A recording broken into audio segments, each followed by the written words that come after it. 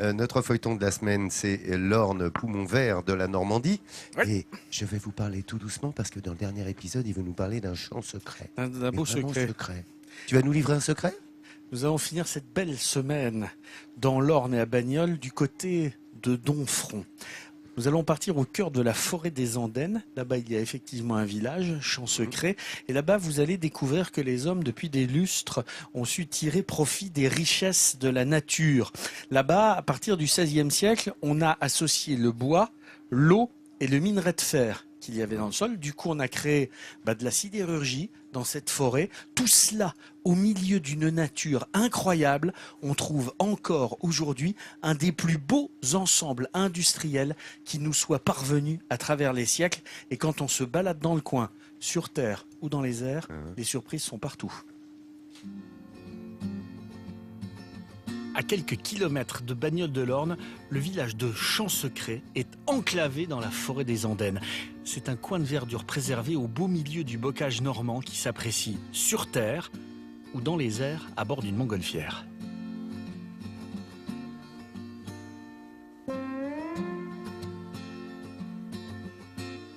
Et vu d'en haut, ce village possède un jardin remarquable, c'est la forêt des Andennes.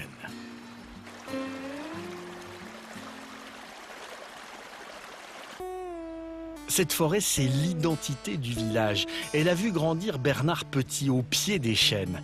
Derrière chaque arbre et chaque rocher, ce personnage attachant a conservé ses souvenirs d'enfance. On jouait à cache-cache, on allait pêcher les écrevisses par exemple à la rivière en bas, vous voyez, on faisait plein d'activités comme ça. Je suis attaché à cette forêt, je suis attaché à Champ Secret, je suis attaché à la région, à la Basse-Normandie, parce que vraiment, et ici, vous voyez, Champ Secret, c'est resté authentique. Tout comme Bernard, les arbres n'ont pas bougé d'un iota. L'enfant de la forêt a beau être enraciné ici, il trouve toujours le moyen de s'émerveiller sur ce bois surprenant. La nature est vraiment bien faite, vous voyez, c'est un monticule la haie, c'est un monticule de roche, il s'est implanté, vous voyez, naturellement sur cette, vous voyez, les ramifications, vous voyez, ça c'est quelque chose d'extraordinaire. Aujourd'hui, la nature a repris ses droits. Mais autrefois, cette forêt avait une fonction économique. Elle faisait vivre toute une région. Cette forêt, c'est l'âme de Champ Secret, c'est l'histoire de Champ Secret. Il y a des chemins de muletiers, vous voyez, par exemple, c'est un chemin de muletiers. À l'époque, on venait chercher le bois dans cette forêt et on remontait jusqu'aux forges de Varennes. Avec ces allures de cité perdue gagnées par la végétation, ces anciennes forges ont contribué à l'essor de Champ Secret. Un passé glorieux où le village fut un bassin industriel entre le XVIe et le XIXe siècle. Ce patrimoine a été oublié pendant longtemps. Thierry Olivier a contribué avec son association à la restauration notamment de ces vieilles cheminées. On a ce qu'on appelle les foyers de chaufferie, donc, où on réchauffait donc, les barres de fonte. Donc on les martèle au marteau et par des mouvements de va-et-vient, on réchauffe, on martèle, on réchauffe et on martèle. Ça permet justement d'enlever le carbone pour obtenir non plus de la fonte, mais de l'acier. Aujourd'hui, le site est classé monument historique et c'est l'un des mieux conservés en Europe. Il faut imaginer ici la plus vaste industrie métallurgique de l'Orne, alimentée au charbon de bois et à l'énergie hydraulique. Là, ici, on a toujours parlé du fer contre la forêt, parce que ces forges de Varennes, justement, il y a un lien aussi évident avec la forêt. C'était les forges dévoreuses de forêt. La forge de Varennes consommait 100 hectares de bois par an. Donc, je veux dire à quel point c'était énorme. En fin de journée, nous retrouvons Bernard dans un terrain vague de Champ Secret. L'amoureux de la forêt est aussi pilote de montgolfière. Et avec ses amis, il prépare son ballon sous les yeux médusés des habitants qui assistent à ce spectacle impressionnant.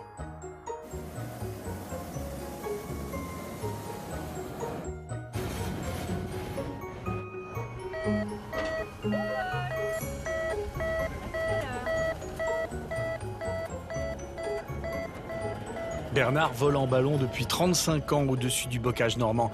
Passionné par sa région, il a choisi de prendre de la hauteur pour mieux admirer ce paysage champêtre et cette nature qu'il aime tant.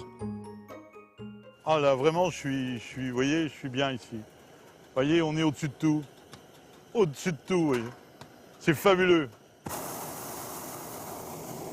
Regardez-moi cette nature, regardez-moi ce bocage. Regardez. C'est extraordinaire. Dans les environs de Champs Secrets, tout le monde connaît Bernard. En rase-motte ou en flirtant avec la cime des arbres, le ballon est devenu l'attraction des petits villages de l'Orne. Du coup, quand il survole ces maisons, Bernard ne manque jamais de saluer les propriétaires. Ce qui est formidable, moi, c'est de voir les gens heureux. Vous voyez, ils me voient passer tous les jours, ils continuent à nous faire des grands bonjours. Regardez, c'est extraordinaire. Bonsoir, ça va? Très bien. Magnifique. Belle promenade. Après 2 heures de vol, Bernard décide de se poser. Ici, pas de piste d'atterrissage. C'est une manœuvre un peu périlleuse, mais qui fait tout le charme de la montgolfière. On est prêt, on y va. Hop. Allez, comment?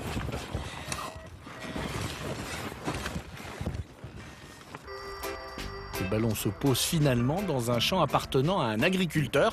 Comme toujours, Bernard doit s'expliquer avec le propriétaire de la parcelle. Bonsoir, messieurs. On est posé chez vous? On aurait voulu se poser un peu plus près, mais le problème, c'est la ligne qui nous fait chier. Ça va bien? Ça va? Bernard est bien accueilli car en Normandie, l'hospitalité est une règle d'or. Et visiblement, ce dernier est déjà bien connu.